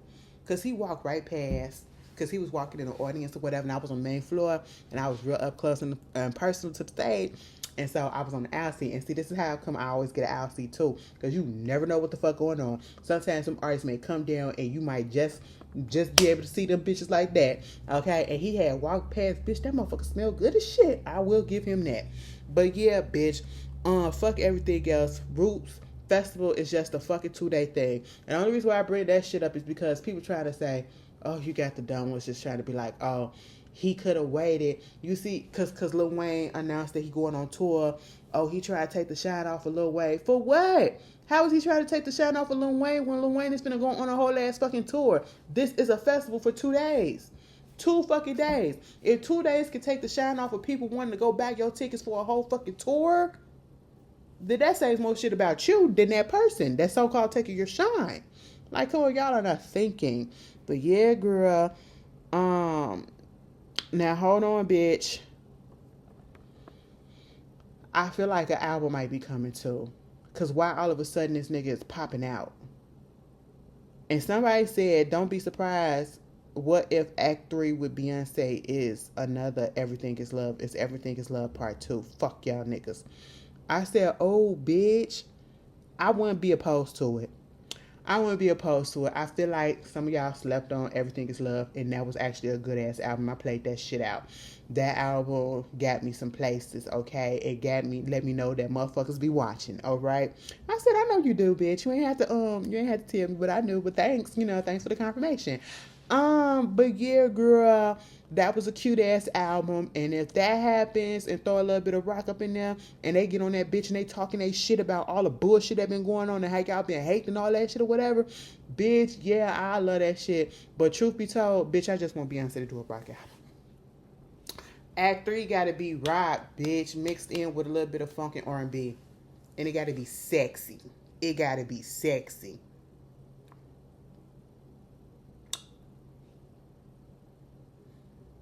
Put Jay-Z on the side, bitch, okay? Let him do his own thing. That's what we'll do. That's what we'll do. But I wouldn't be surprised if that does happen. Bitch, I'd be like, what? I'm gonna do it anyway. Separate, bitch. You two Velcro, okay? You let her do her own thing, bitch. You do yours, all right? But anyway, Yeah, that was going on. Oh, bitch. Just case. Let me. Southwest Airlines. Let me talk about this for a second. And shout out to the people that work at TSA and work at the airports and going through all of this shit that's happening with the government.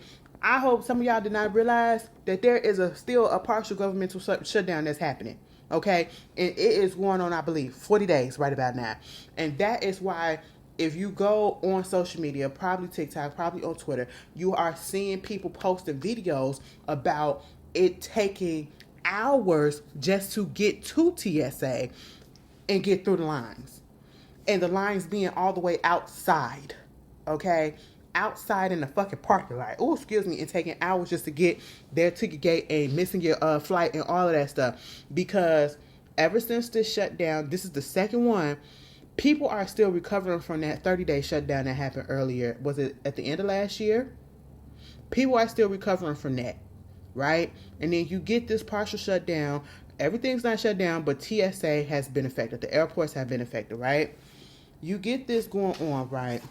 And let me tell you what's going on. They said it's only going to get worse, okay?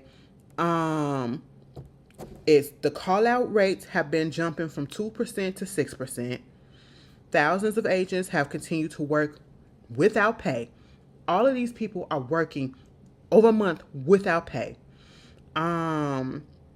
At JFK, the absence has reached 21%. In Atlanta, they saw 19%. And in Houston's Hobby Airport, a recorded 18%. And even more extreme of people calling out. I've heard that there's over 300 TSA agents that have quit because of this whole situation. Because, motherfucker, we need money and we need it now. You're not paying my rent. You're not paying my bills. I can't hold off. So now I'm going to be homeless. I ain't going to have nothing to do. I'm going to be asked out and I'm going to be in debt because y'all got this shit shut down. Because y'all playing in the government. Okay.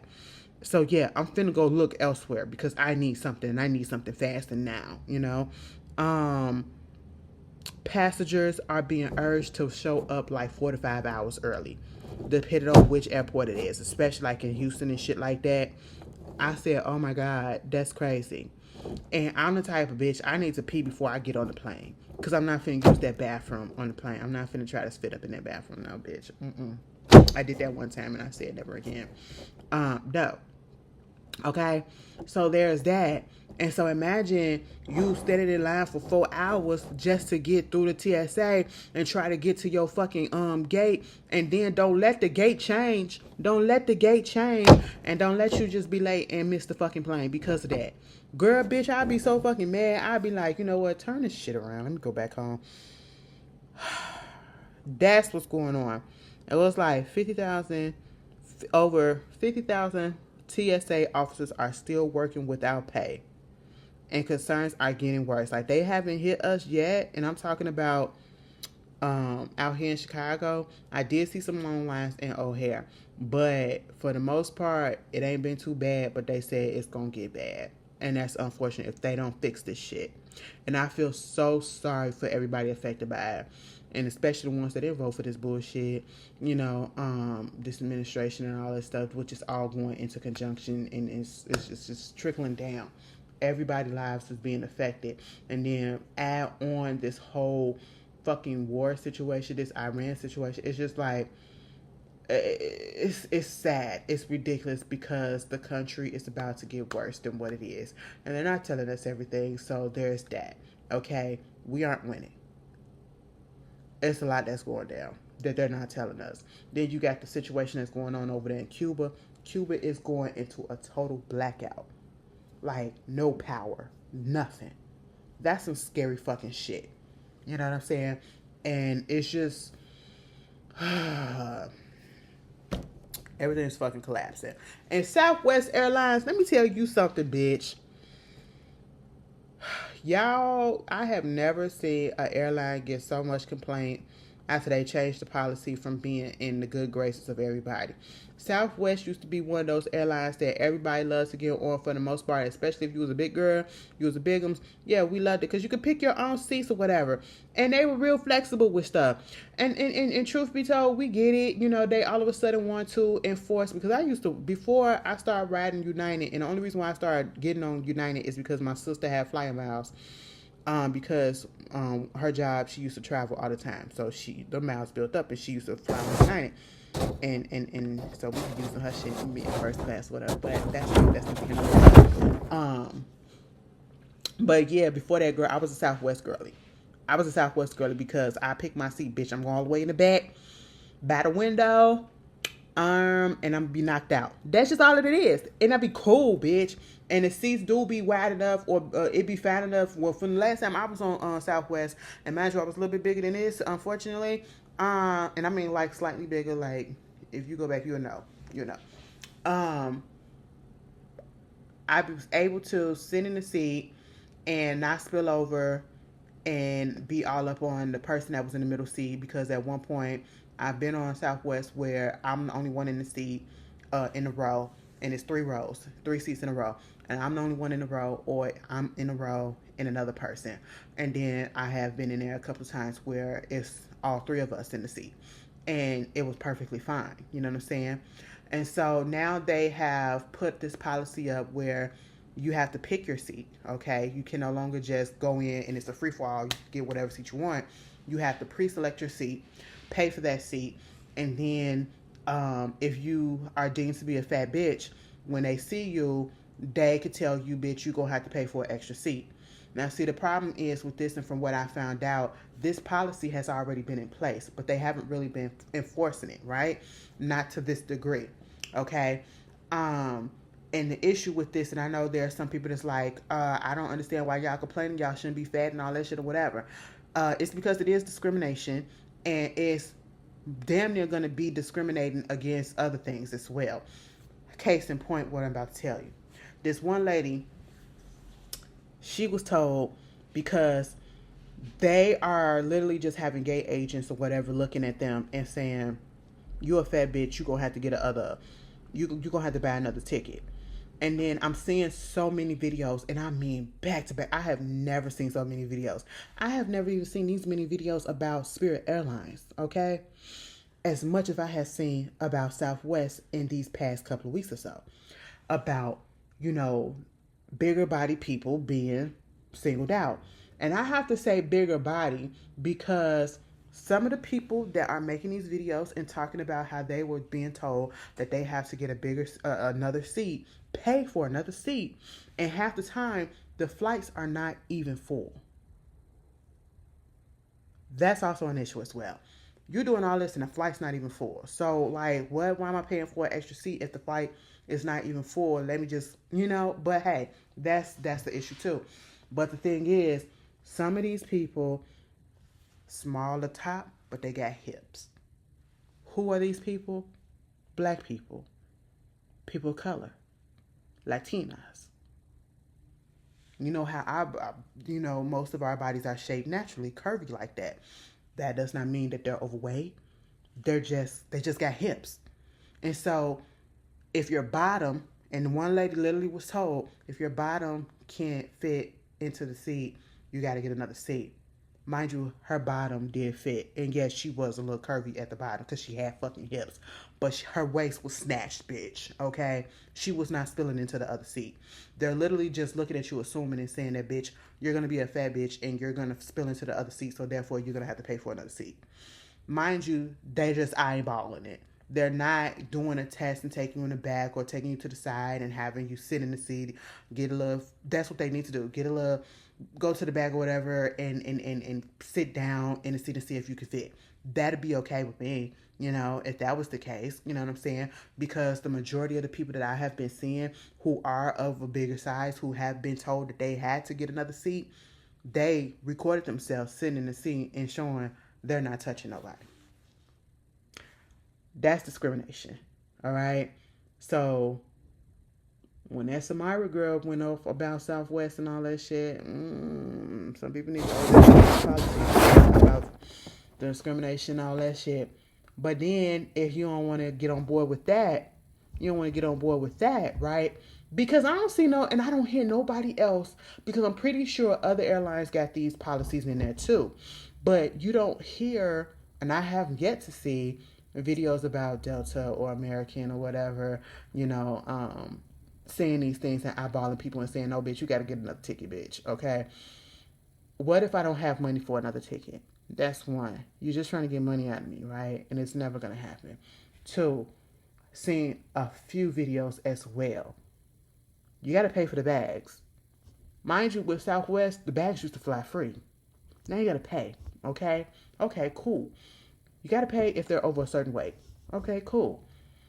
Bitch, these videos are coming out now of if your luggage is a certain bigger dimension, you have to pay an extra $200 for that. I said, what the fuck? Not the weight, not if it's overweight, but if it's too big of a dimension. I said, are you serious? Are you serious? Southwest, I ain't never seen somebody take a fall so bad, so hard, so fast. Bitch, y'all lost your goddamn mind. You won't see my ass on there, okay? Fuck. Moving on from that, rest in peace to Kiki Shepard. You know Kiki Shepard been on Showtime at Apollo for a long ass time, bitch. Girl, I said Kiki. I hadn't heard about Kiki in a minute, y'all. And then the next thing I hear about is she passed away. I said, ain't that about a damn shame? 74 years old, passed away from a heart attack. Allegedly. That's what they saying. I ain't gonna say alleged, but that's what they reporting. A heart attack. I said, oh my God. I used to love her on Showtime and Apollo. You know, she was up on there with Steve Harvey. You know, she used to make appearances all here and there and everything, doing these little spots on the shows and all that. That's sad. We losing all our people. Childhood's going down the drain. Damn. It's life, but yo, it's sad. It's really sad. Moving on from that, what the hell is going on with Jasmine Crockett security?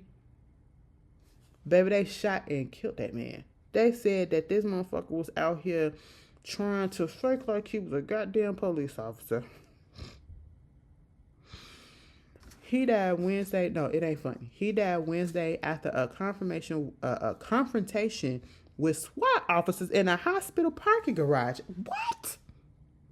They said he barricaded himself inside of a vehicle before tear gas was deployed, and he allegedly pulled a gun on the officers. Girl, baby, they said he had been under federal investigation for impersonating law enforcement. And Jasmine Crockett and them is like, now, bitch, we vetted this motherfucker. At least we thought. Now, how the fuck did he slip through like this? Girl, I feel like it's most of the story. I'm going to keep my eye on it because this is like, girl, what? How the fuck this happened? That's the most random shit I heard all week. Anyway, moving on from that, Huda, Love Island, crazy bitch, okay? And I hate to say it like that, but that's just really what it is.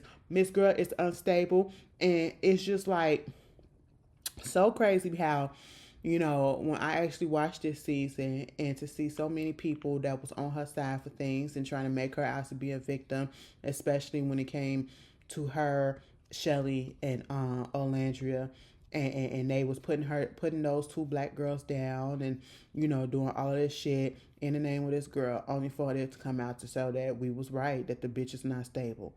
The bitch is not stable.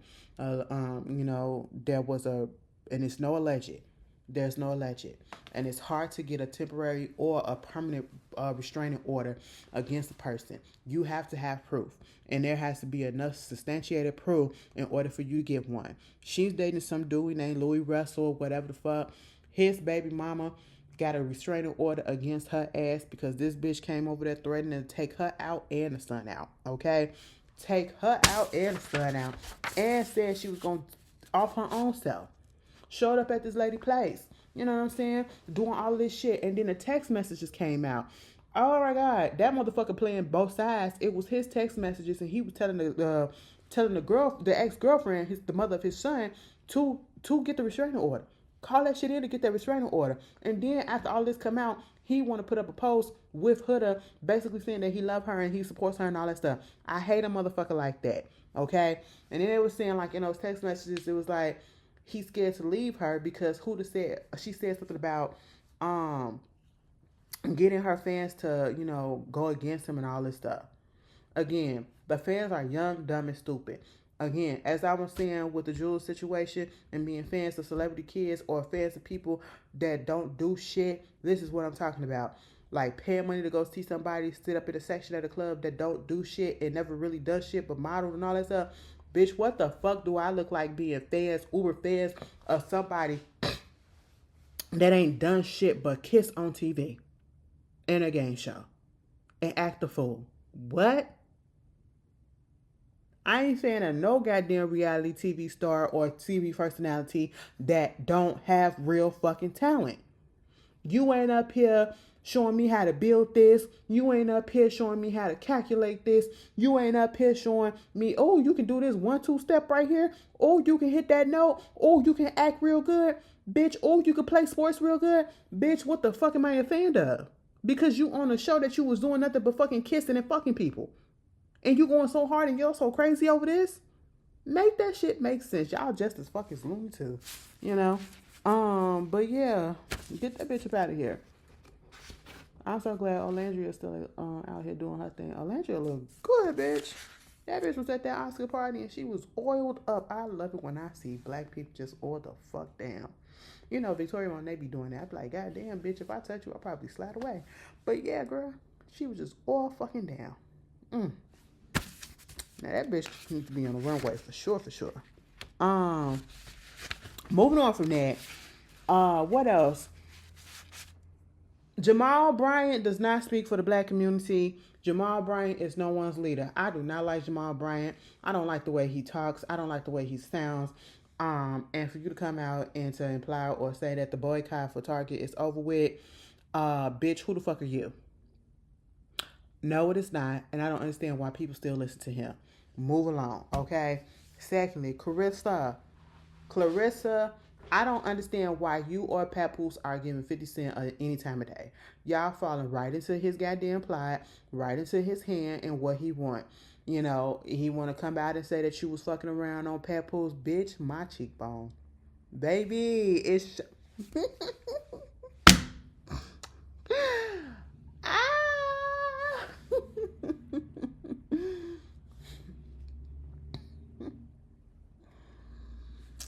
And I was putting my clothes on the other day. I was like, wait a minute, bitch. Is it going in a little bit? Like, you know, it's going in a little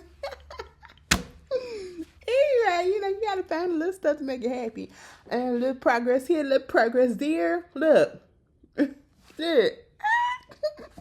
Anyway, bitch, like for real, look. Face getting a little long, bitch. Ooh. I feel cute all of a sudden. Just notice this shit. But Clarissa, I never get on the internet and explain to another nigga what I'm doing with my, what I was doing in my relationship, and respond to a fucking nigga that's up here salty as shit because we ain't together no more. Or we ain't doing nothing. Bitch, I don't give a fuck. I don't even know what the situation is, okay? But I ain't finna get online, and if I'm happy in my relationship and this shit happened in 2024. Fuck that shit, bitch. We are in 2026, and my nigga still right there next to me. That's what you should have said. You should have played that shit dust. And what you should have did is just went on ahead and did what you just did now. Put that goddamn song out about Pap. Girl, she love that man. My man. Pap upstairs and downstairs, bitch. And I'm just like, you know what? I can't even hate. She is funny to me. I don't understand the hate, but, you know, she's funny to me. She's annoying, but she's funny as shit to me. It is what it is. Also, it was this thing that came out last week about some division and some, you know, friction and sibling rivalry going on between the Jacksons, Jermaine and Janet. They said allegedly, and because this is alleged, because this ain't true, all right? And it already came out to say that it wasn't true.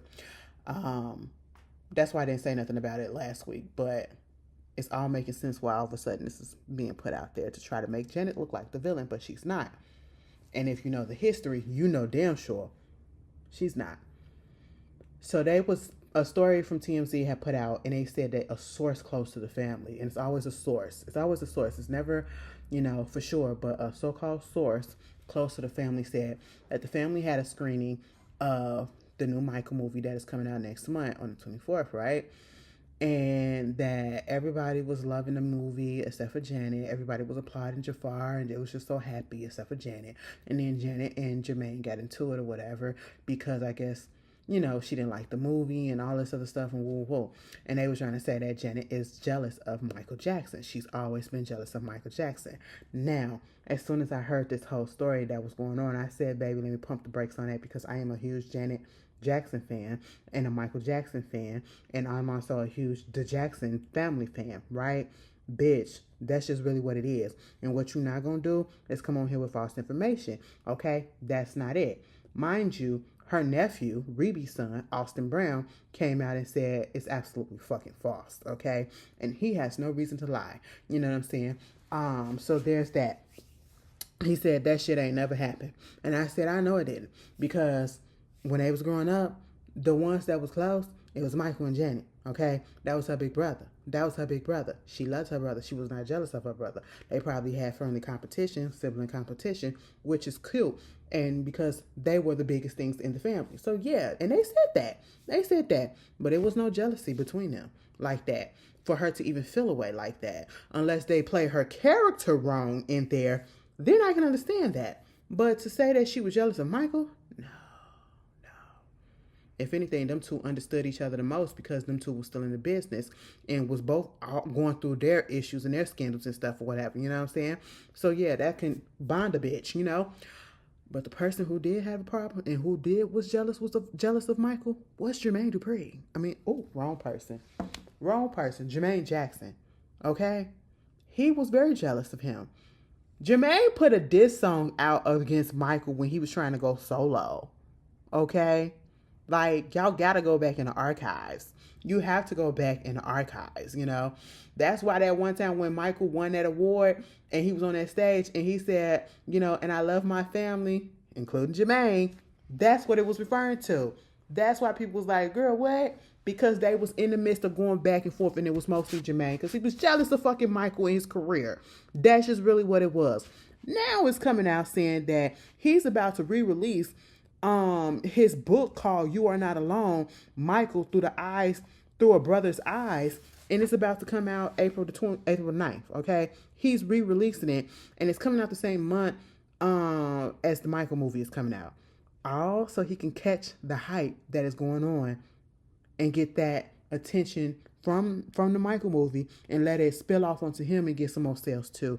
It's a money thing. He's using his own brother's shit. He's using his own brother to get some money. Meanwhile, Perry's over there trying to sue the estate, bitch. And you want me to believe that it's Janet that's jealous of Michael? No, bitch. He using his brother. He saw a prime opportunity and he said, you know what? Because he could have re-released this book anytime. He waited until the month of this goddamn movie that's supposed to come out. And because his son is playing Michael, oh yes, bitch, let me get in on this as well. Bitch, Jermaine, you ain't slick. You ain't slick, okay? You think you nickel slick, but bitch, I got your pennies change, okay? That's just really what it is. Y'all, let me tell you something. I don't give a fuck how long this video is gonna be. I talk too much in the beginning anyway. Somebody gonna probably say that. It is what it is. You sat through it. Sat through it and was like, damn, bitch, 40 minutes in and it's what?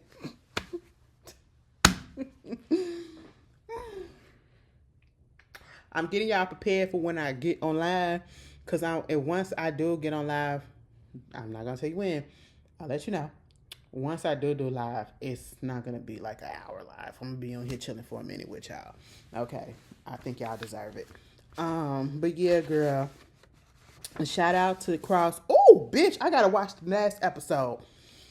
Hold on.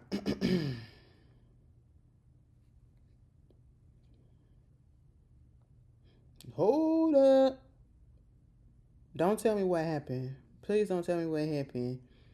Okay, episode 8. What is it saying? Is this the last episode? No, I don't want that. Okay, Cross and Kayla attempt to trap Blues. Instead, she gives Cross evidence to bring billionaire Lance Duran to justice. And it's 57 minutes. Oh shit, bitch. Okay, I'm gonna watch it tomorrow. I'm off tomorrow and Friday. Thank the freaking goodness. Okay, thank the Lord. But yeah, girl, Cross got renewed for season 3. and Paradise gets renewed for season 3. Mind you, I have yet to watch Paradise. I have yet to watch Paradise season 2 yet. Okay, so what I'm going to do, I'm going to sit up in here and I'm going to watch it in these next 2 days. Okay, I gotta catch up. So I'm glad that these black shows, these black-led shows, are getting renewed. We need that, because over there in NBC land or whatever, they NBC Universal, they pulled the plug on Access Hollywood. Karamo show gone, and it's still Steve Wilkos show gone. Which I'm not even, bitch. First of all, I was surprised that Karamo still had his show. I thought that shit was gone a long time ago. I ain't even gonna hold you. I did not know it lasted as long as it did. Steve Wilkos, same thing, bitch. I thought, take that shit off the air. Okay? We don't need it. But the Access Hollywood, bye-bye, sayonara. I only feel bad for the black people that's on there. Mario Lopez, fuck him. Y'all know he mega. He is. And from what I found, he's just not a good person. He's just not a good person. And speaking of Michael Jackson, Quincy Jones estate sold his music and shit to Harborview Equity Partners. This transaction includes portions of Jones' recorded music publishing catalog, along with rights tied to various projects connected to the late music icon. And I'm pretty sure some of Michael's stuff is in there too. Girl, what? The estate broke? What you doing? What you doing? It also includes what he did with the Fresh Prince of Bel-Air. Girl, what? I be feeling some type of way when certain music, when I hear about music artists selling their music catalog. Like, is it really for the money? It gotta be, because it be a large sum. It be millions of dollars. And I'm like, damn, what's going on? I just be wanting to know what the thought process is. Like, who told you to just go ahead and do that? And then what does that entail? Like, you can't have access to it no more, and anybody can use it to make money off of you, and do you still get money from it? Like, I need to go into that. I need to go in that. Bitch, I should have majored in music theory and music business. Bitch, that's what the fuck I should have majored in. Because I love that shit, bitch. I love that shit. Because I be sitting here like, now, you know the fuck what? I could have did this better for you. And if you would have did this and did that, you would have been soaring right now. That's how I do it. I be thinking I can run these people careers. We, the people, be giving better ideas than whoever else is running these motherfuckers. I'm just saying. Y'all see it. Okay? And speaking of seeing it, y'all finna watch this Versus. Girl, I'm surprised Versus is still on. All right, after the Cash Money and oh my God, No Limit. That was for the culture. We really needed that. And truth be told, y'all could have ended it after that. Y'all could have ended Versus after that. And then there was a Hit Boy versus somebody else. Was it Metro Boomin or something like that? I said, bitch, what? Didn't know nothing about it. Was I going to watch it anyway? No. But bitch, what? There was no promotion for it. Now I'm seeing that there is a Versus that is actually going to happen on March 29th. Is it the 29th? 26. Tyrese and Tank. So y'all couldn't get it together for TGT. Get together, break up, get together, break up, shade each other. And now y'all going to do a Versus. I just might tune in because I just feel like some fuckery is going to be afoot on Tyrese's part. And I forget these days that Tyrese can't sing. And that used to be my nigga back in the day. When he was on that bus, singing a Coca-Cola, showing all them fucking teeth, and they was so fucking white, and that mouth and that smile was so big and bright, and he was smiling afterwards. That's how he was on that bus, bald head with the headphones on. I was like, wow, I love him. And then I got older, and I got gay, and I still said, oh, I love him. And then he got older and immature as fuck. And I said, oh, embarrassing. Y'all, I had to point it out each and every time. Just about every nigga that I liked, they've turned out to be such a disappointment. Maybe it really was meant for me to be gay. Because I can't be disappointed by these niggas like that. The only one that I'm truly, really still holding on to is Usher. And I mean, I'm looking at him with a fine tooth comb. Y'all remember Usher had his little scandal too? They said Usher had the herpes. It's like people don't talk about that shit no more.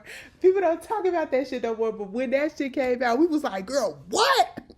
And then that girl that came out that said that he gave it to her or whatever, that big girl, and everybody was like, now you know damn well.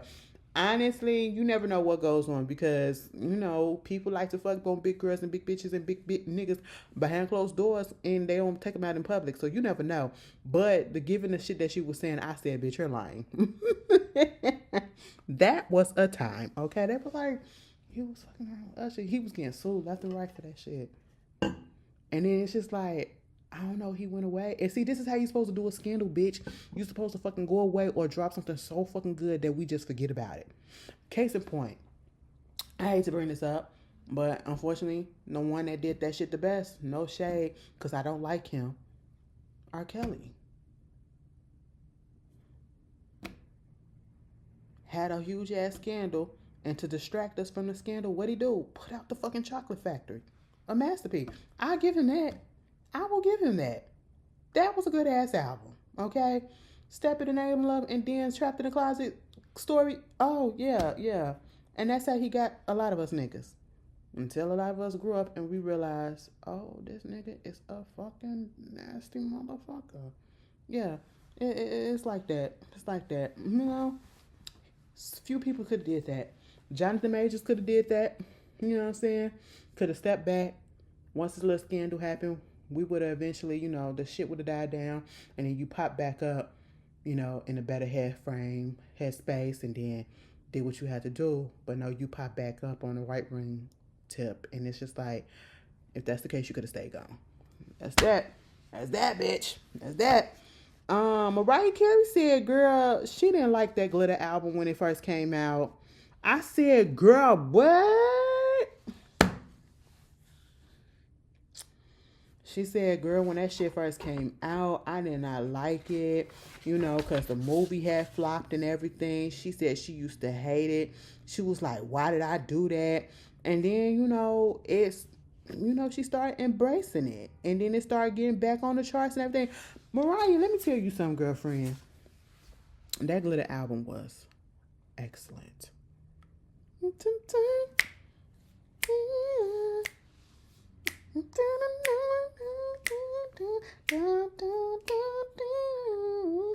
I didn't mean to turn you on. That's my shit, bitch. That is why. I love that album, bitch. And truth be told, I love Glitter too. Was the acting good? No, but the movie was great. It was excellent. You guys are just haters, okay? You guys are just fucking haters. That's just what it is. Mariah, the Glitter album is great, okay?